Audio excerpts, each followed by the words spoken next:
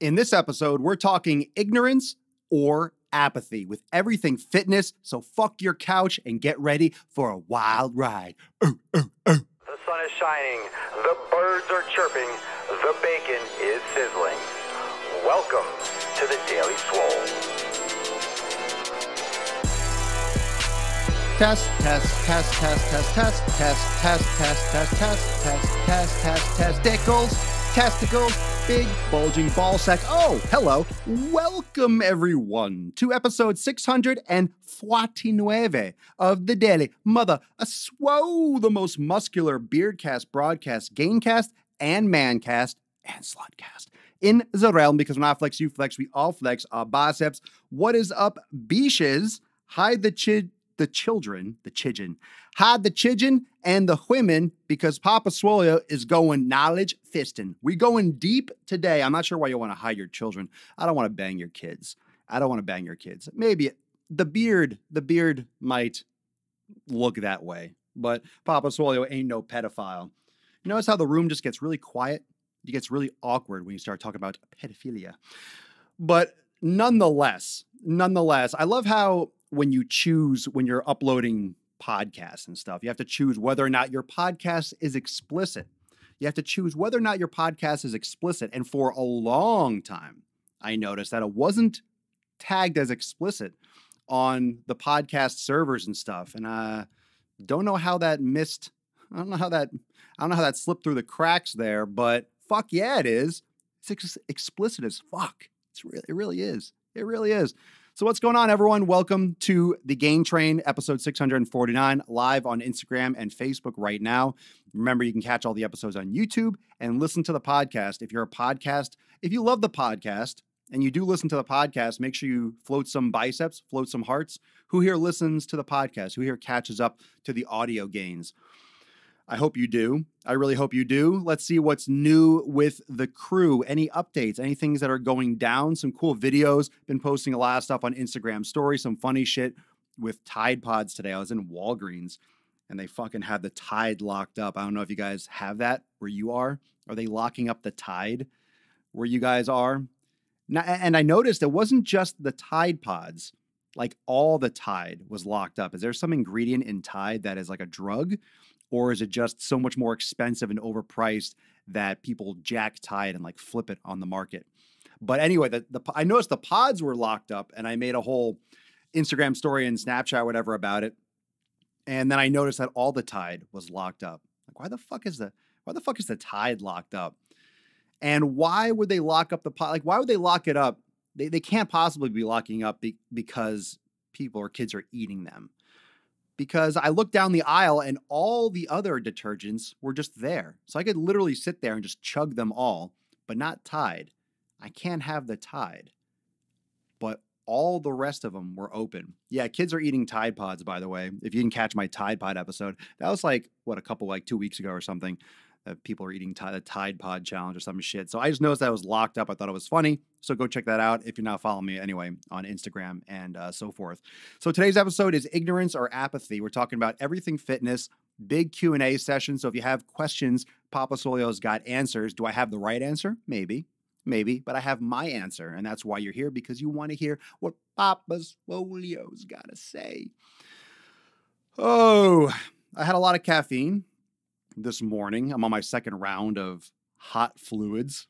I got another round of coffee. I did another whole round of bulletproof coffee. I've been up early, got my pump on already. So if you're following me on the social medias, you know that I did a little back pump today, did some different stuff.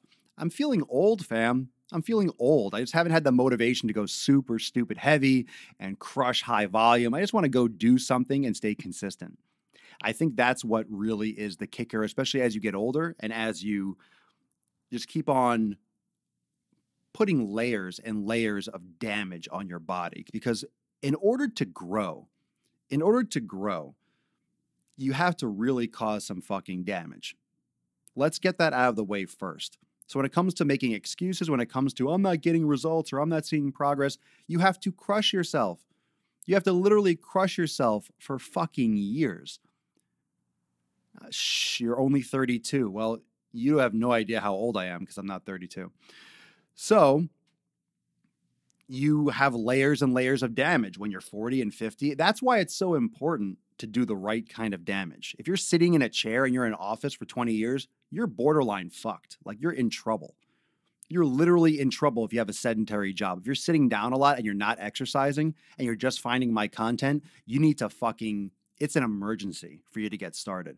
It really is. And mobility is the most important. Anytime you get stressed, anytime you get overloaded, anytime it's just too much for you to handle and you feel burnt out, you got to err more towards yoga and more towards mobility training, because that's the most important thing for you to focus on as you get older. You need to focus on those types of things, on mobility, on range of motion, on functionality as you get older. That's more important than strength training. That's more important than whether or not you're eating fucking grass or whether you're eating meat. It's the mobility. You need to keep your mobility. Everyone's in fucking wheelchairs. Everyone's got diabetes. Everyone has issues from being sedentary. So it's the activity. You can bark up this tree of it's 80% nutrition, it's 70% nutrition, 20% exercise, and all that fucking stupid shit that people make up just to have sayings, just to say things. It's 80-20. That I hate that shit. It's just random fucking numbers. It's random. It's both. It's both. It's evenly both. It's 100% both. It's eating and it's exercise. You eat healthy and you don't fucking exercise ever, you're going to look like shit. You're going to lose your mobility. That's not how this thing works. You got to do both, okay?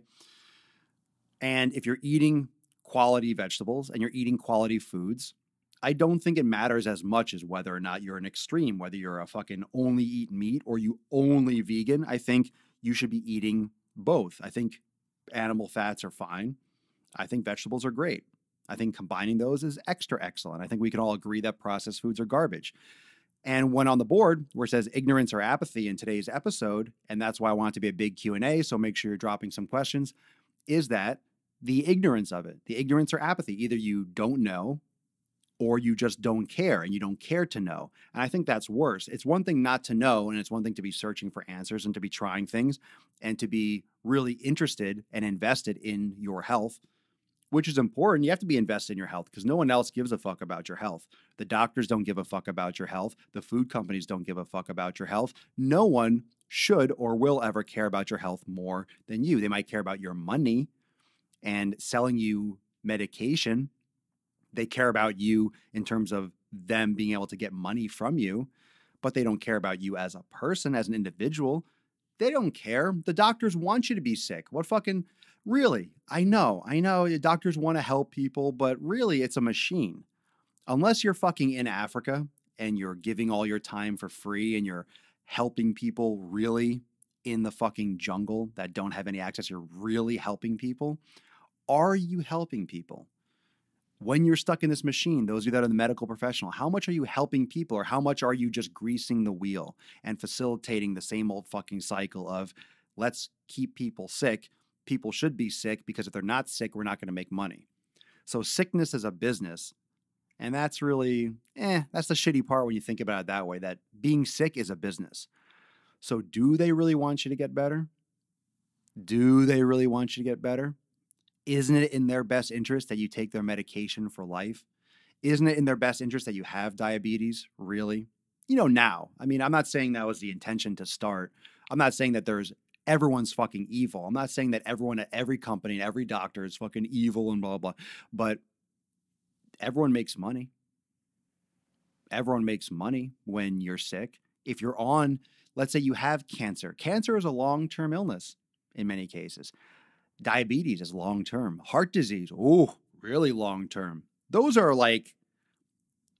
mortgages when it comes out to the medication. Those are long-term. Those are 20-year commitments, 30-year. Those are rest of your life medications and constant visits and upkeep and radiations and scopes and surgeries and blah, blah, blah, and checkups and other checkups and specialist checkups.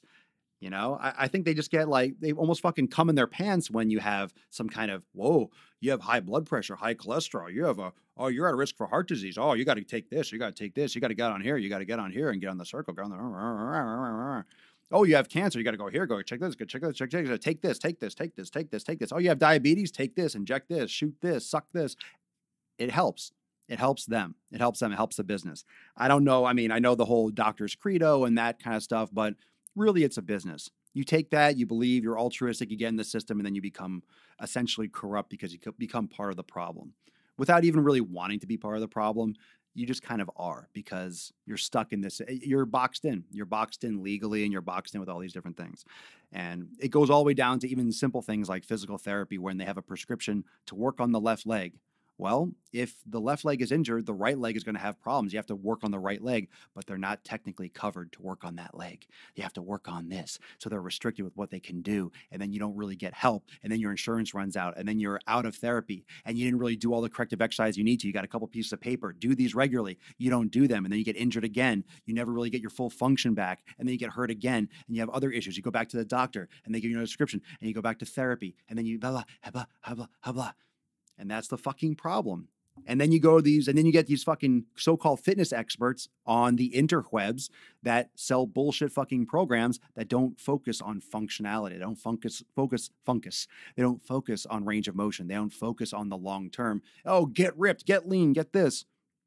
And you're on medications, eating shit foods, and you're not doing the right exercise, not really helping yourself. It's just fucking coats of paint. It's like just covering, veils, masks, makeup, just fucking covering the real truth underneath, that the shit's broken from the start. And if you fix it from the start, and if you actually approach it the right way, you can avoid a lot of these things.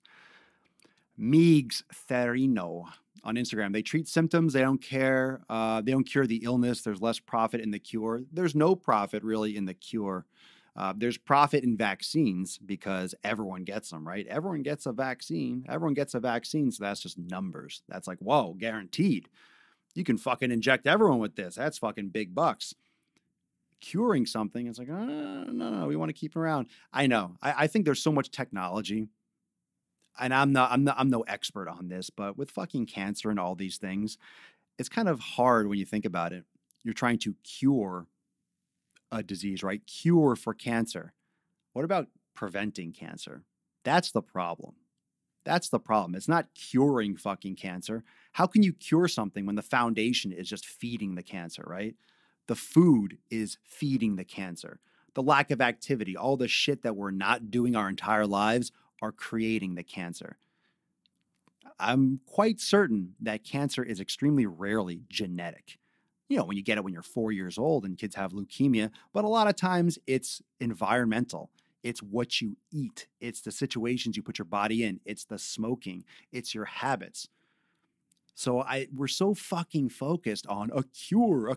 It's romantic like magic, right? Harry Potter fucking shit. Cure. You know, expecto canceronum. And all of a sudden, no more cancer. It's the prevention. Very preventable in many cases. Very preventable.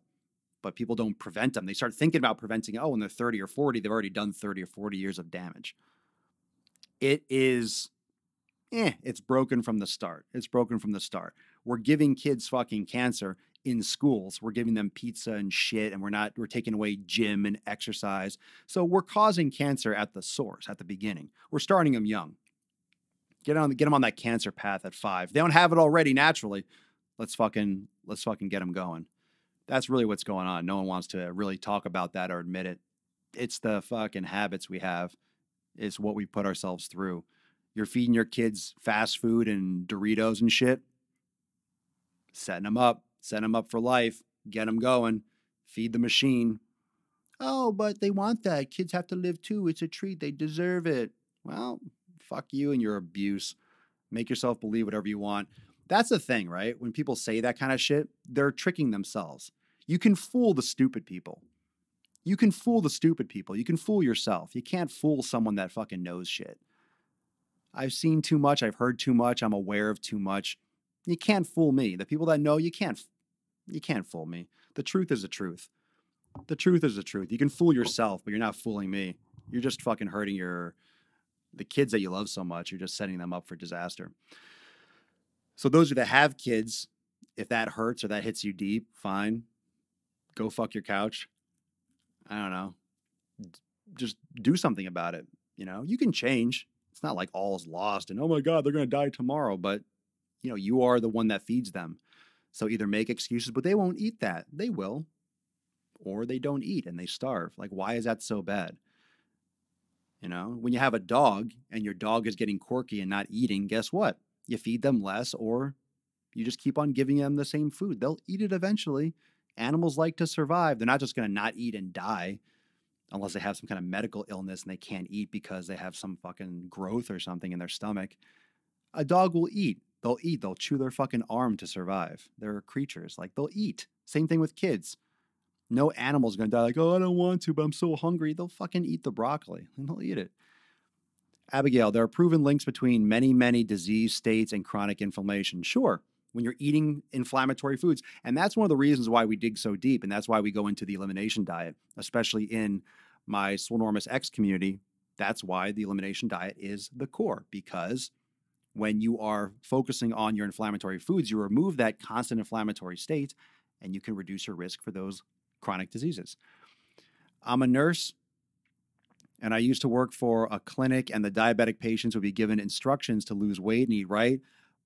But if they don't get it right within 6 weeks, they get placed on meds because bonuses from the insurance company require patience. There's a lot of numbers and stuff. I'm not going to read that all because everyone's going to fucking tune out. But yeah. I mean, and 6 weeks, like how, I mean, there's no time. There's no time. It's just it's a broken system. It's a broken system because when you have regulations, when you have time frames, you can't individualize stuff. You can't really make a difference. You're putting a blanket thing just because you have to have some kind of standard. There has to be within 6 weeks. Why 6? Why not 4? Why not 8? Because someone wanted 4 and some people wanted 10. So it's like, oh, okay, we'll say 6. Can we agree on that, John? Yes. Shake hands. Okay. Corporate fat cats. People that fucking just suck in the blood. Anna, I grew up eating Cheetos. Fortunately, I stopped a long time ago. My kids don't eat them. Gross. Once you stop eating junk food, and drop some comments below on those of you that have cut out the junk food and maybe gone back and tried it or gone to the movies or had some, junk food that maybe you normally liked or used to like. You go back and have that after you don't for a while. Is it not just like the most disgusting fucking shit you've ever had in your life? Isn't it really, really fucking bad once you actually go through and don't eat that junk for a while? I want to lower the live cast a little bit. Isn't it like shocking how, let's lower this. Isn't it shocking how shitty it is? There we go. It's really bad. It's really bad. It's really bad when you actually go off these things. Again, it goes back to the ignorance or apathy. Do you not know? Are you not searching for the answer? Are you not curious? Are you not concerned? Or are you just being consciously making a conscious rejection and consciously ignoring the fact that these things exist? To know that A, B, and C foods are bad for you and then continue eating them, that's not ignorance, that's apathy. You're just being stupid. You're essentially being stupid, and you're aware of this, and you're satisfying your gluttony, you're satisfying your instant gratification, and you're going to pay for it in the back end. And it's hard. The reason why I'm so harsh and I say I don't give a fuck what you think is because, first off, I don't give a fuck what you think. I'm still going to do me. I'm still going to take care of myself. And there's no telling what my issues are going to be when I get older. Like, we hope, right? We do the best that we can with the knowledge that we have, and we move forward. But I guarantee that a lot of you that aren't making these right choices now, you're going to regret it. You're going to think back, oh, I wish I did. Well, it's too late. Like, you're going to be fucked. You're going to be fucked. You're going to be shit out of luck. Up Shit's Creek without a paddle while getting fucked by a bear with no lube. Like, you're going to be in one of those situations, and it's going to be too late. You can't go back and fix it. Sarah Priestley, 1,000%. I know grains are inflammatory. However, did you think it's appropriate to never feed children? Did you, or do you think it's appropriate to never feed children carbs such as rice and pasta? If it's inflammatory for an adult, what makes you think it's going to be good for a child? Like, children should be having breast milk. Children should be having food. I mean, what's interesting to me, and like I said, I don't know everything about genetics. I don't know everything. And the research hasn't been done. But how is it possible? How is it possible that humans, have evolved and survived and grown and developed on nothing that had to do with grains, on nothing that had to do with fucking rice? When you think about grains and shit, okay, the 1400s, 1800s, the 900 BC, 12, you think 2,000 years ago? Well, in Jesus' time, they had bread. So fucking what? What makes that any kind of reason to consume bread, for example? It's 2,000 years ago. In case you didn't know, evolution doesn't happen in 2,000 years. Fucking barely. If anything, maybe a little bit taller. Mortality rates, that's not evolution. That's just science. And we're the same fucking people that we were 2,000 years ago. We're the same people. Maybe a little taller, maybe a little, but brains are going to be the same fucking size. Everything. We just have more technology. We've developed more skills. But 2,000 years is nothing. 10,000 years is fucking nothing. 10,000 years is nothing for evolution. I'm sorry, but Ugg the caveman wasn't making bread. He was out fucking hunting beef and getting whatever the hell he could, fighting dinosaurs and shit. Not 10,000 years ago, but you get it. Okay? So that's called survival. It's called evolution, survival of the fittest. All those things are reasons why we are here today. And it's not because we could bake bread. It's not because we eat corn.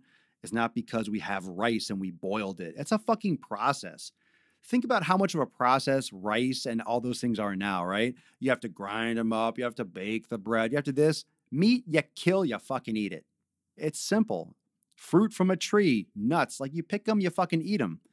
Even root vegetables, you have to soak them and boil them for hours. How natural is that? How natural is that? Not that it's bad for you. Sweet potatoes are known to be good. Yucca and those kind of roots, those resistant starches. But it's just what's logical? And that's also, to be devil's advocate, how we survived and how we evolved. Maybe that's not how we excel and get to the next level. But to say those things are bad, that's the reason why we're fucking here. That's the reason why we're here. So to write that shit off, no, that raises this, that raises that, but they used to die at 32. They also had a lot of other fucking issues. There's a lot of other issues that they didn't have, like our technology and our cleanliness and bacteria. I mean, who knows? All that science and shit, a lot of it's just guesswork from what we think and what we can extrapolate. No one was there. That's even the crazier part. There were no cell phones. No one was Snapchatting back in 10,000 BC. There's no records. There's maybe some cave paintings. That's the fucking crazy part. We're literally guessing. We're guessing. You watch those shows, right? The pyramids and Stonehenge and all these structures. And no one fucking knows what those are all about. Like how'd they do that? How'd they know this? How'd they figure this shit out? First off, there was no TV. So there was a lot of free time. But there's a lot of shit that people don't know. We assume, this is the way humans were supposed to eat. This is what the bear. No one fucking knows. There were no recordings.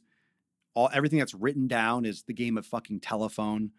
The Bible is just all fucking metaphors. You have to pick and choose, and then you create degrees and experts on fucking words that were written by other people. You think it's bad now when you tell someone something and they explain it to someone else and they get it fucked up? Two people, 2 degrees of separation, and the message is all fucked up. Telephone. What about thousands of years between parchments and languages and other cultures? And we're like, this is what they meant. This is what happened. Literally half that shit could be just fucking made up. No one really knows. No one fucking knows. So that was a little rant, but it's so true. It's so true. What we take as fact is just fact as we know it. And a lot of shit could be way off. That's my gut feeling as well. My daughter is 1.5 and I still give her breast milk because it's the best nutrition. People question me on still nursing her, but of course she eats food as well. And that's an option. I mean, some people breastfeed for longer. I'm not one to judge but it's still natural. It's still natural. That's on the older side, but it's not like you're nursing a 4-year-old. Anyone that's nursing to like 4 or 5, that's fucking weird, in my opinion. You nurse a child until they're able to eat food, and then you feed them food because that's why. That's why we're drinking other animals' milk. You get to an age where you don't need to drink milk anymore for a reason, so you can get more nutrients from whole food. What do you think about foods with GMO versus foods with non-GMO? I don't know, man. I don't know. For the research that says that GMOs are bad, there's probably some kind of like biased study that says that GMOs have the same nutritional properties as anything else. I would assume natural is better, but then again, marketing and scare tactics can also skew things as well. Genetically modified is different. I don't think it's necessarily means that it's going to be fucking up the body, but I believe there's a lot that shows that it can cause a lot of unintended consequences because of the structuring of those modifications. But I'm not sure of like what's actually the latest research on that. And it comes back to those nutrition studies that we talked about.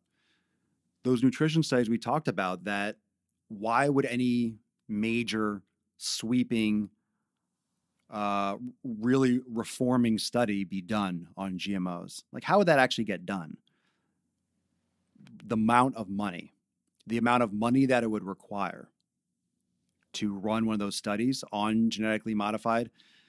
First off, you might not get permission to run. You might not even get permission to use the seeds or whatever in a study based on like the ruthlessness of Monsanto and these fucking corporations that don't want the truth really coming out because they make billions off of it. So the amount of money that it would take to run one of these studies is really only had by these major corporations. We're talking huge money for a study. It's not like you're banking off a study. I'm going to do this study and I'm going to cash in. These studies don't, like, who makes money off these studies? Who's getting paid to do these studies? Just like free money, just write-offs. Like, where's this money go from? It's not like you're investing in a house or you're investing in land or stocks. You're funding a study that maybe might contribute to you selling your product more. I don't know. I mean, just money comes out of fucking nowhere. $500 million. Who's fucking paying for that, right? Not Kraft, not Nestle, not Monsanto. They don't want their fucking shit put up against. They don't want a real study done on GMOs. You could always write off these little tiny studies that get published in little articles or a little small sample. You can always blame it on a small sample size or, oh, that was done with this. That was only done in this situation. We need more research. But a huge, massive, really properly done study costs so much fucking money. I don't know who would back that, or how you would protect it and make sure it doesn't get fucked up, because all it takes is maybe one of these companies to send like a black ops team just to sabotage it, and all of a sudden the study's fucking wiped out. You ruin the sample, you ruin the food. There was some issue with the land, or there was a fire. Oh, a mysterious fire. Burn the crops. Now the study's ruined. There's so many ways to fuck those things up, or to skew the results, or pay someone off. There's just too many moving pieces for the big guys to actually let themselves be vulnerable like that. I just don't see it happening. I don't see it happening.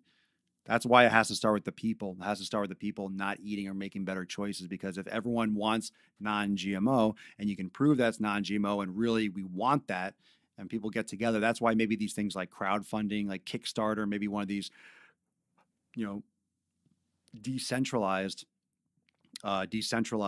methods can be beneficial for funding a study. However, but then you have, what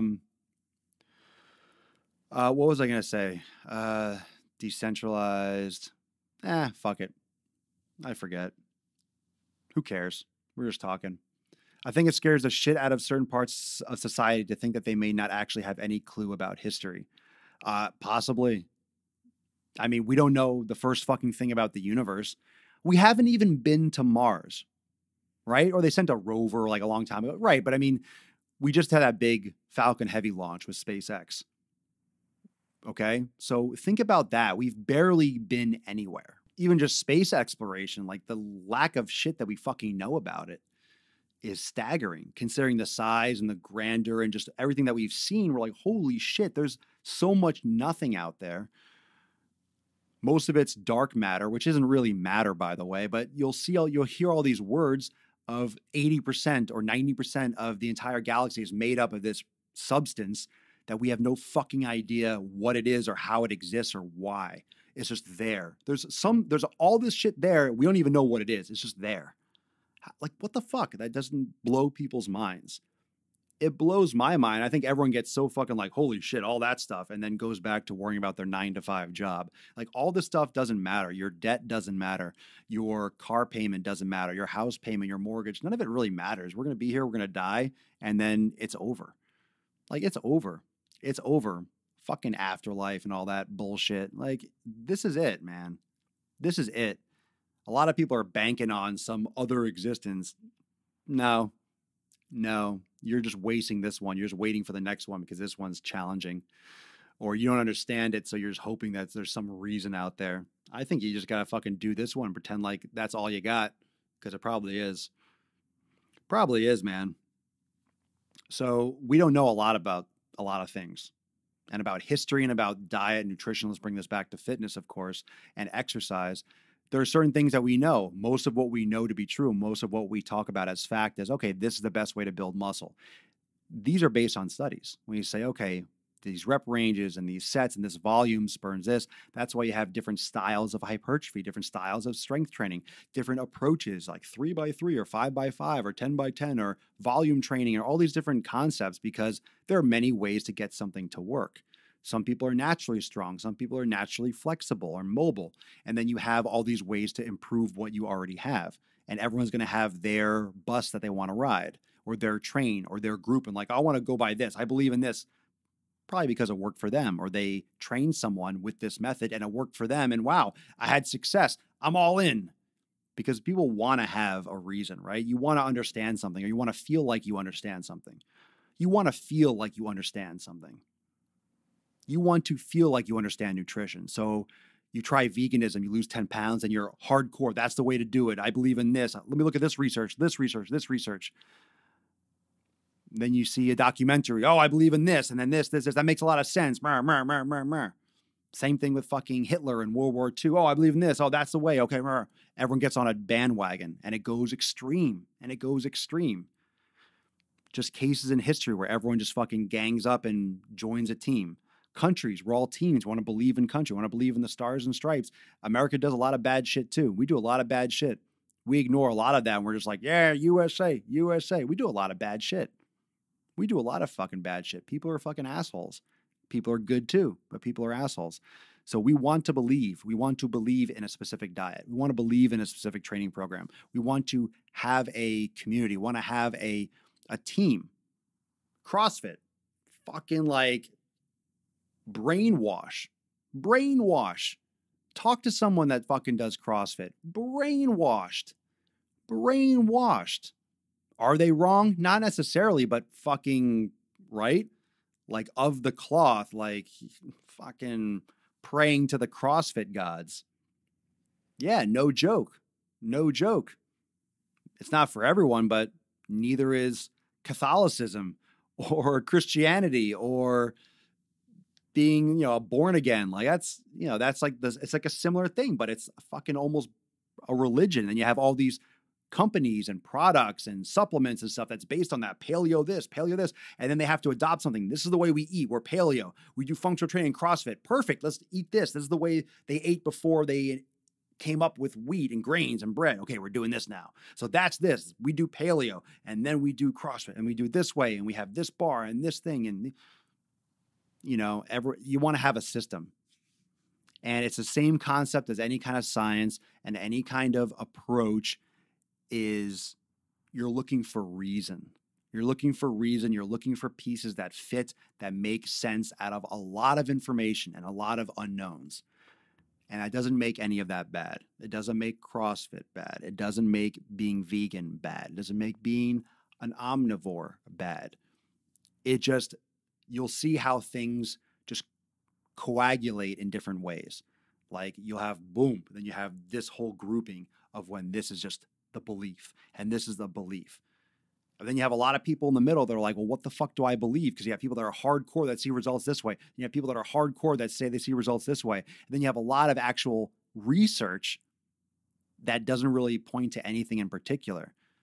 But you have a lot of people yelling. And sometimes the loudest people that yell are the ones that get believed. And those are the things that get adopted. And those are the things that people say, okay, this is correct. And just because someone is a doctor doesn't mean they're right. Just because they treat patients doesn't mean that's correct. Doesn't mean that's the only way. There's many different ways of success. And then you could have someone that might eat like a shitty diet, but have great genetics. And then they don't have cancers. They don't have diabetes. Maybe their genetics are just fucking superior and they're just immune to diseases. They just don't get sick. They don't get fat. They don't get sick. Oh, well, my great grandfather, he ate McDonald's till the day he died. He smoked a pack a day and he never had cancer. He was mobile. He was running around. Fuck. I mean, amazing genetics, I guess. Then you have to write off all that. Then everything that we know, and all of a sudden you throw genetics in, it's like, oh, well, fucking A, who knows? So there's all that too. So we have to be very careful with what we know and what we say and, how cocky and overconfident we are when it comes to fitness and nutrition. Because there's really no wrong way to move. There's proper form to minimize injury risk, but if a joint can move this way and you can bend this way, that's why yoga is great, because there's really no wrong movement. Oh, don't do that, you'll hurt yourself. That's not, maybe, maybe not.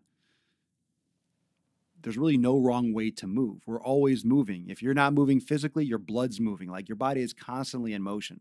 Some part of your body is always nonstop in motion. Your heart's in motion, your respiratory system's in motion, your blood's in motion, everything's in motion. Everything's in motion, even when you're sitting still. So, it's hard to say that if you move your arm this way, no, that's wrong, you shouldn't do that. Says who? Your body can move that way. Why is that bad? That's why some people can do behind the neck pull downs and presses their whole life, because they open up their shoulders at a young age and they never have problems, and other people have issues. So it's very individualized. But that's where the ignorance or apathy, do you not care, do you not want to learn? And the most important thing that you can learn about, whether you're interested or whether it's your passion or not, is your body, because that's all you have. Whether you like to paint or you like to rock climb or you like to, analyze a stock market, you're only able to do that if your body allows you to, if you're physically fit. And it doesn't mean you have to be able to climb Mount Everest, but you have to be physically fit to stay alive, to not get sick, so you don't die, so you can keep on doing the things that you actually enjoy, even if it's cerebral. So understanding your body and understanding what foods you should be consuming will fuel you mentally. It'll fuel you mentally. It'll fuel you physically, and it'll just keep you spry and keep you on point. You listen to my podcast every day. You caught me live. Cash me live. Cash me live and cash me outside. Cash me outside live. I should go outside, do the show, and be like, cash me outside. You're awesome. Thank you. Thank you. I haven't seen any comments pop up on Facebook at all in like 5 minutes. So maybe that's stalled out or people are in. Wake the fuck up. How about this, Facebook? Wake the fuck up. Float some hearts, float some biceps. Don't stop floating hearts and shit, because then I don't know if you're alive. I don't know if the internet's broken. Don't just sit here and listen. Fucking tap some shit, Don't forget, I can't see you. Hello? I can't fucking see you. Crack my neck. I hear that in the podcast. I know someone that is still nursing a 4-year-old. That's a little fucked up. Aaron Starwalt. Is that a T? There's lawyers that profit off it later. Did you get injured for such and such from 10 years ago? Call now. Yeah, everyone's trying to get theirs. Fuck Facebook. Facebook's better for live broadcasting than Instagram. Instagram's choppy. Instagram's choppy as fuck. Instagram is notoriously glitchy, but they're both Facebook technically. So yeah, you can't knock Facebook when that's the most users, yo. Can't knock it. Or maybe WeChat, because China has 1 trillion fucking people. Justin Eiler. They spend to hide research and silence it. No money left to add a research team themselves. Right? There's a lot of conniving, shisty stuff going down. See, all of a sudden I say that, and now all of a sudden biceps and comments float. You guys are falling asleep. Literally doing mobility right now in the 90-day dash. Yoga and mobility is making a massive difference for me compared to just lifting weights. You have to. The number one thing you're going to lose as you get older is your mobility. As you get older, the weightlifting is super important, but start moving more into yoga, do more mobility training. 7 lazy. How about those commercials that say, quote, "Did you die? Call us and we will help you." What is that? Makes you laugh? What the hell is that? Did you die? Is that like maybe a relative or something? I don't watch TV, so I don't know what commercials are out there. I haven't watched TV in a long time. Netflix once in a while. If you don't use it, you lose it. That's one of the things, right? If you don't use it, you lose it. But if you lose it, it's hard to get it back. Like, you're not going to be the most bendy, most manipulative thing if you start when you're 60. Like, you can still make amazing progress. Don't get me wrong. If you're older, if you're on the quote back 9 or the back 18 or whatever you want to call it, and you're 40, 50, 60, you still have your entire fucking life yet. Like, if you're 40, you're, maybe about halfway through, from where we are now. People are passing away 80, 90, 100. So you have a lot more to do, but you have to start now. But the younger you start and the more you start and focus on that, you'll get very bendy. You'll get a lot of your mobility back. But it's important to do so to minimize the future damage. Even if you've been banged up so far, what are you going to do? Kick and scream and cry and complain? Well, I wish I was doing this since I was 20. I wasted 40 years. Now I'm overweight. Now I'm going to, oh my God. So what? You're not going to do anything and just fucking waste away and die miserable? Like, start. Do the best you can and live your life, and you'll be better off doing that than doing nothing and just literally just going down that fucking steep slope. JT Robinson, I'm 42. In 2 days, I needed this yoga mobility years ago. I know. Trust me, I wish I started doing that. I wish I started doing yoga right when I started training, in my late teens, early 20s. I wish I was doing it earlier. I'm taking a bath and watching, relaxing. Not falling asleep, just attentive. And I'm 40, yay. Thanks, there's hope. There's always hope. You can build muscle when you're 80. It's just thinking that all of a sudden, oh, it's fucking over. It's not over. It's over if it's mentally over. Like, if you give up and you're done, then you're done. I mean, you're doing that. You're making that bed. The insurance claim commercials. I have not seen those. That's fucking weird. Did you die? It's like, no, still here. I don't even know, like, what would that be for? Like, why would you make a commercial that says that? That's funny. All right, so keep on dropping some questions, good comments, and we'll be wrapping up soon. Episode 649 of The Sleazy. That's a cute coffee mug. This thing is Swolenormous. Cool beans. It's got coffee. I got my backup coffee over here. And let's see what else has been going down. Oh, and Swolenormous X, I just dropped a new instructional video, the dragon flag negatives. So those of you that are trying to take your core training and your abdominal work to a more advanced level, pumping out a bunch more of those instructional videos, and looking forward to dropping another virtual trainer and workshop later this week. I say later this week. I forget what day of the week it is. So my schedule is so freaking, all the time that it's Wednesday. I forget what day of the week it is, but dropping. What kind of coffee do you drink? This is bulletproof coffee. I like my MCT oil and my butter. I like eating while I drink. I like my fats. I can do a lot of things I couldn't do when I was 20. I'm happy for my progress. You should be. And I have I make this like a makeshift standing desk. I have one of these exercise balls that I'm sitting. That's why I look like I'm rolling around sometimes, which makes a difference because I'm a little bit more mobile and I'll tend to roll forward and stretch and bend back and do like a back bend on it. But I really need to get up, and what I do a lot of times, I'll set a timer for 20, 25 minutes. And then every 20, 25 minutes for 5 minutes, I'll get up and I'll stretch and walk around, or I'll do a little yoga flow. But I think that's I forget what the name of that is. Starts with a P. That's a certain method where you break your routine, take 5 minutes for like mental clarity. So it's a great thing to do, 20, 25 minutes, set a timer, and then get up, get down, because you can only really focus for so long, really at a high level. In that 5 minutes, it seems like an eternity, and it seems frequent as you do it throughout the day. But if you do 5 minutes of like maybe some sun salutations, 5 minutes a day, and you do it 5, 6 times, that's 30 minutes of yoga. and it's intermittent throughout your entire day. So it's more of a consistency. Not saying that that's better than, let's say, a straight hour, hour and a half class or practice, but for some people, you might be able to take 5 minutes here and there, or do a 5-minute stretch or mobility at work. Take 5, go to the bathroom. Because if you work in a cubicle, for example, you can go to the bathroom. There's no one holding a gun. Like, you can't leave and go to the bathroom. You might not be able to change into like a yoga outfit, but maybe you can go into the hallway, go into the bathroom and bring some slippers or take off your heels and do a little stretching in the hallway. Walk, get a drink of water, stretch, do like a deep squat, do a couple of things for 3 minutes. It adds up. If you do it every 20 minutes, half an hour, it'll add up. With your Sarah, with your program, Swolenormous X, can training be done at home, or do you only advocate going to a gym? No, but my program's done. A lot of people who watching, I mean, you're on Instagram. I always forget that there's two separate things. Those of you that are on Facebook or Instagram, if you're doing the 90-day dash, how many of you, or just Swolenormous X, if you're members, how many of you do your training at home? A lot of people do the training at home. You don't need a lot of equipment. Some people just use bands. Some people have like a bench or a ball and some basic weights. But, for example, the yoga mat, maybe a yoga block or a strap helps. But minimal equipment. It depends on how heavy you want to go. Vince on Facebook, at home here for X. Yeah, it's like anything else. Like if you want heavy weights, well, I mean, either you have some of those at home or you don't, but you can definitely do it at home. And if you're just starting off, you're just getting used to like the weight training, or you just get the weights that you need. Like, oh, I wish I had 20s. I only have 10s. Then you go to the store and you buy 20 pounds, but then you get what you need.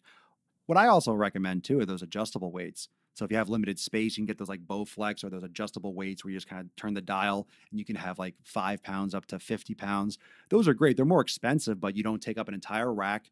It's usually saving money because you're not buying each individual dumbbell, and they're versatile. So you might spend, and a lot of times you can find those used. A lot of people buy weights. That's one of the biggest things that everyone forgets. They try to go online and what should I buy? People liquidate gyms. Gyms go out of business all the time. People have home gyms in their garage that they never use. It just takes up space in the fucking garage. Everyone's getting rid of exercise equipment or benches or weights. They might not look pretty, but you wash them off or you scrape off the rust if they're metal. You can get so many things.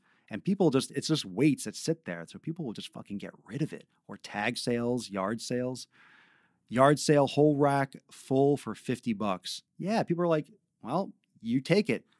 If they're selling it for $100, you're like, well, look, it's at towards the end of the day and you see that, look, I'll give you $50. It's been on Craigslist for 2 weeks. Like, come on, man, 50, and like 75, done. Fucking take it. And then you drive it away and they get it out of their house. It's just a win-win for everyone. Can you talk about how to get started with an elimination diet? Not in depth because we're towards the end of the episode and I've done so many episodes on the elimination diet. So unless that's the focus, but you have to cut out foods. You cut out the highly inflammatory foods, grains, dairy, and sodas, processed foods, legumes. You cut out a lot of stuff and you do that for about 6 weeks. And then you test one at a time. But there's a very specific process to test them one at a time.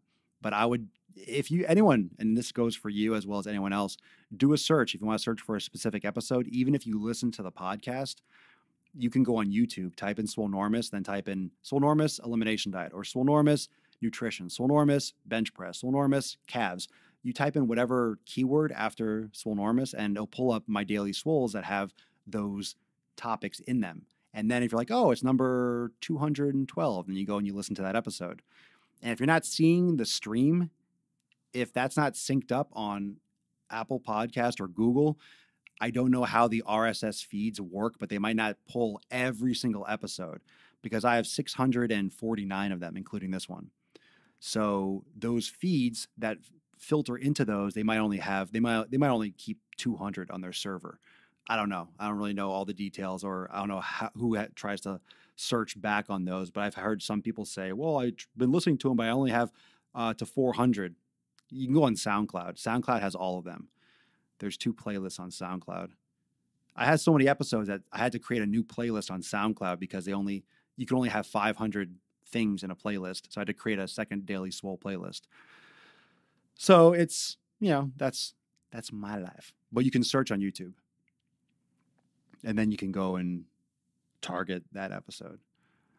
Awesome. I'm home with my daughter during the day, so at home training would be perfect. Def signing up. Yeah, it's great. It's great, especially with the yoga. And there's always, what's great about Swolenormous X is that there's always new content. There's always new workouts being put out, new instructional videos, brand new yoga classes every week. And the community is fire. So once you sign up, you'll also get information how to access the private Facebook group with even more workshops, interviews, accountability meetings. We do live weekly accountability meetings in the private Facebook group. So that's all part of Swolenormous X. That's all part of the entire Swolenormous X sphere, the whole Swolenormous experience. But that's what the X stands for, the Swolenormous experience. Got my Bowflex for $100. You can't say $100. You can say, got my Bowflex for $100. You dropped a Benjamin. How much for that Bowflex? A Benny? There you go. Bowflex. I got all my equipment next to nothing off Let Go. Let Go, Offer Up, Craigslist, Facebook Marketplace is fire. I really got to go through some of my stuff and start selling and just start putting my stuff up everywhere. I keep saying I'm going to do that, but I have like monitors and TVs and shit that can definitely go. Yeah, you can get, and just think about that. Most people buy gym stuff and never use it. So you have really the ability to pick up a lot of this stuff on the cheap, big time. I train at home gym and at work on my break. That's great. That's great. I really want to start, and that's probably going to be some additional content that I want to talk about here and also put in Swolenormous X, like really like 5-10 minute mini routines, but not so much for fitness. I know there's a lot of stuff out there like 10-minute ab routine. It's like, okay, or 10-minute, workout in 10 minutes, 10-minute workout. Here's the thing with that is that if you only have 10 minutes, I don't know if you're going to be in exercise clothes, right? Maybe to start the day, but if you're at work, like for people that are on the job, for people that are on the run, that might not be in spandex or gym shorts. Like you might be in a suit, you might be in this mobility stuff that you can do 5-10 minutes, but really 5 minutes, like some great stretches, like a couple key ones, because there's certain areas of the body that need specific mobility or specific stretches, like one's like the most efficient way. And the problem with these like 10-minute ab routines, like you do crunches, and a lot of times when you're doing abs, you're working the muscles that are too tight already. Your rectus abdominis, the six pack that everyone's crunching and fucking working on nonstop, that's overworked, by the way. Usually it's too tight and short. Like you need to lengthen it and work on your stabilizers, work on those muscles inside, the transverse abdominis, the pelvic floor, doing your Kegels now, but doing all the ones inside, the intrinsic ones that pull the core in, that create that base strength and stability that prevent lower back injury, not the abs. If you have lower back pain, you're doing crunches, you're doing the wrong thing. That mobility muscle or like that movement muscle with the rectus abdominis, you don't need to crunch. You don't need to be doing 10-minute fucking ab work. You need to be doing 10-minute glute activation and 10-minute stretching and 10-minute ankle mobility and hip mobility and shutting down the hip flexors and that kind of shit. So there's a lot of stuff that, a lot of content that I'm looking to drop. Looking to drop some sweet loads, sweet knowledge loads. It's just going to get more and more educationally pornographic. I'm going to see how far this goes. I'm going to see how far we can take it. I'm going to see how far we can push it. That's what she said. Don't sit on it, sell it. Hells yeah.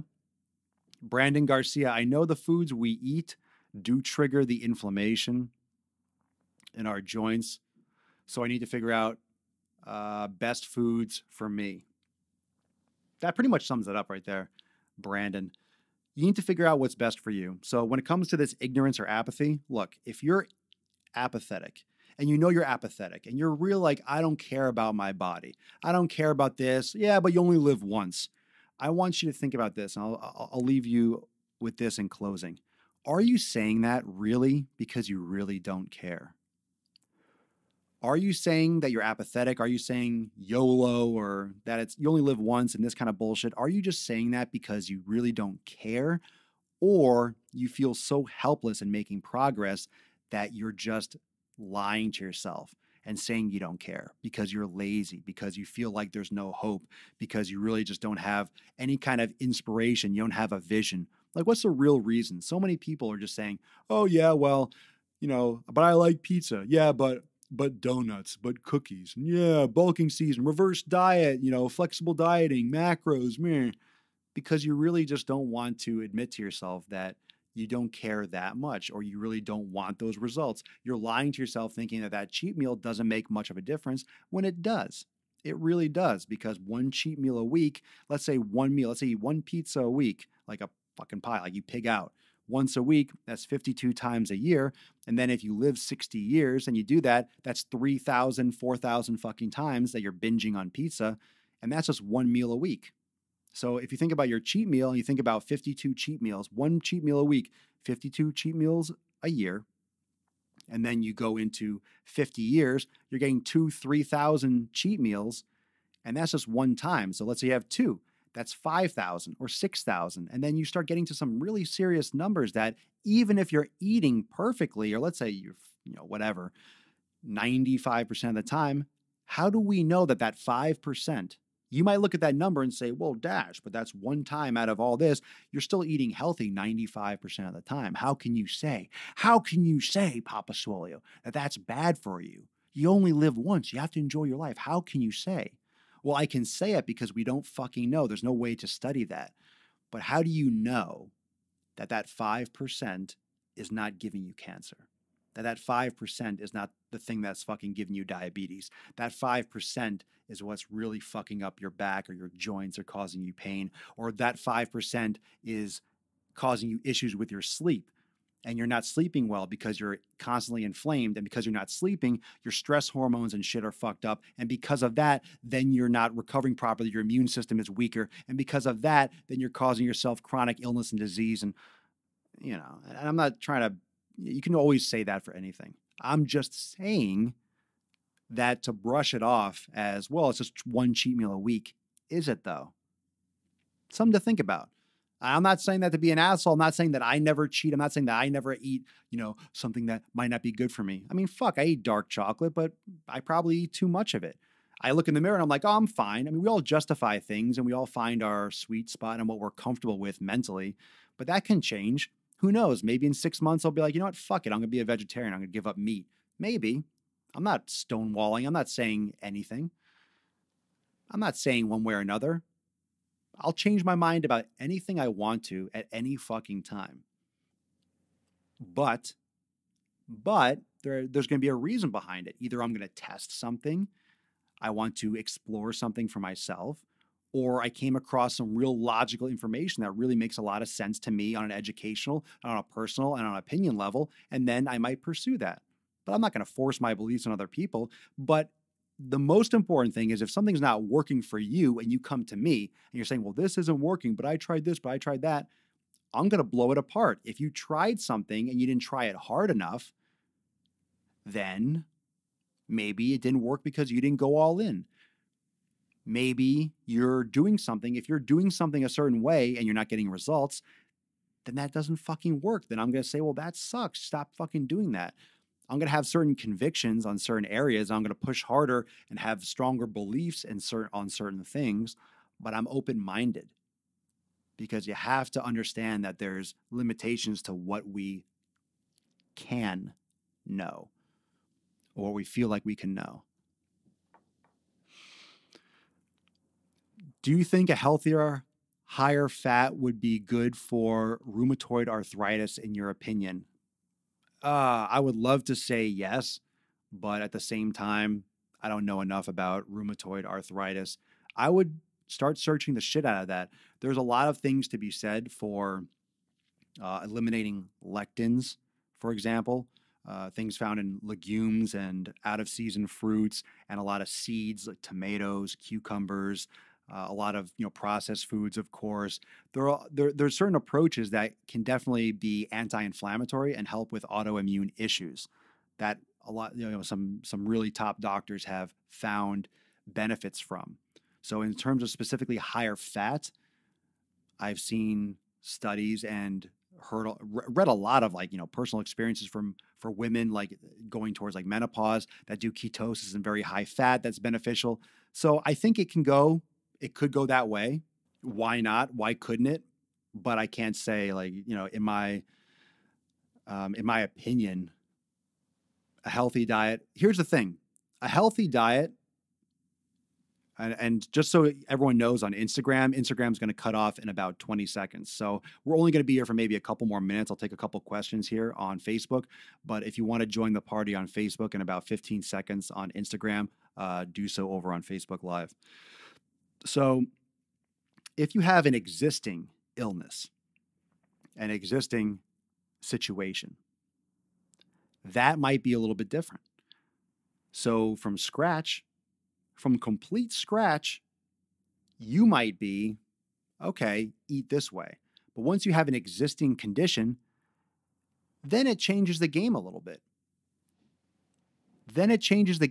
Because that might need specific things to reverse or to change. So it's hard to say once you have a condition how to reverse it or how to improve that, because you're already in that situation. And that's where nutrition and training and things need to be individualized. And that's where I think that a lot of programs or a lot of mindsets fail to incorporate and to include, is because I think there's generally a good way for people to eat and to consume, but the individualization cannot be ignored, because we do have that genetic predisposition or situations like that that are just, unavoidable. I agree, cheating is awesome, but too much is hurtful. And I know, because after I cheat, I feel it in my body. Yeah, you'll feel it. And the less you cheat, the more you're going to feel it, because then all of a sudden you're consuming a lot of inflammatory foods. Because I'm just saying that because most of the time inflammatory foods, here's like my cheat is when I have 72% dark chocolate. I feel guilty. Normally it's 85. I'm eating 72. Ooh, a little bit more sugar. When in reality, fuck, people do crystal meth for 20 fucking years and survive. Like, how much damage am I really doing to my body? But find healthy cheat foods. Find foods, like make your cheat food. How about this? If you're going to cheat, try to make your cheat food at least a real food. Like maybe prepare your food in a different way that might not be the healthiest, but it's still like real food. Like you can make real food tasty. You might have some more toppings or you might have something, but you can create cheat foods with real food, not synthesized, not literal soda garbage. I don't think that's a cheat. I think that's like literally relapsing into an addiction or trying to hold on to an addiction, like an alcoholic or something. Create a new cheat food, create like a reward food, but make it something that's fucking real. Why should you ever be eating just chemical garbage? And I just remembered something. I was going to talk earlier about, someone asked about GMOs versus regular foods. At the same time as we might be hating on GMOs and everything is anti-GMO, we would be in an extreme food crisis, most likely, if we didn't have things that could be resistant to bacteria and bugs and stuff. So as much as everyone wants to hate on GMOs, food might be 5 times as expensive if we didn't have the ability to grow things regardless of season, and that could repel things. So as much as it might be a downside, it's probably keeping us all alive, and then we're not paying $30 for milk, or we're not paying fucking for beef. You're not paying $50 a pound, like for grain-fed beef. Like I think it would be a disaster. So as much as it might be hurting, it's probably the only thing that's sustaining the population, allowing us to actually purchase food and not starve. Hey, Papa Swole, how much sodium do we actually need daily, and do you track it at all? I do not track my sodium at all. I use my Celtic sea salt liberally. Sodium is a necessary ingredient, but the type of sodium you're consuming and all the other elements in your diet and your nutrition are probably more impactful than quality salt. But I'm adding stuff. I don't eat things that are naturally salty. If you're eating whole foods, you're really not consuming a lot of sodium. Where do you get your sodium from, right? You're getting it from processed foods. You're getting them from maybe breads. You're getting them from chips, from preserved things. But if you're eating, let's say, grass-fed beef, there's no sodium in that unless you put salt on it. You have a salad. There's no salt in your salad unless you put something fucking salty on it or in it. And if it's a whole food, even if it's like fucking a pickle, you're not, in terms of your entire day, if you're exercising, you're not going to be getting too much sodium.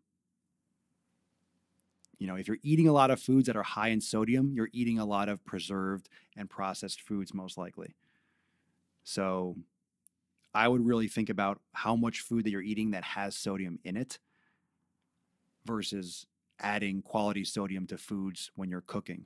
I don't think it's as big of a deal as most people say, but of course there's different types of sodium, and how much sodium you're consuming with your processed foods, deli meats and shit like that. It's all processed. It's all processed. So how much, is it the sodium or is it the fucking nitrates and the shit that's in the fucking, the boar's head turkey? It's so good. It's so much more expensive and so much tastier. The fuck? It's like processed meat. A ketogenic lifestyle is anti-inflammatory if you do it right. Sure. We all love them anti-inflammatories. I am late, but I am here. What did I miss? A lot. You're going to have to go back. You missed a lot. A big Q&A session. A lot of good discussion today. Sarah Techie. I like that.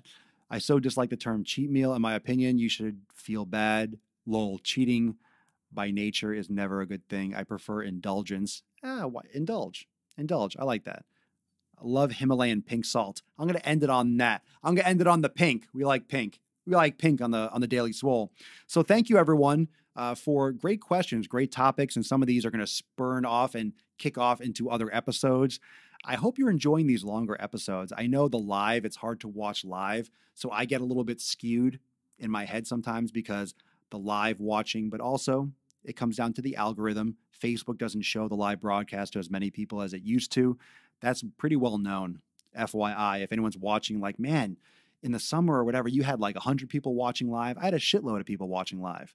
And now there's a fraction of that.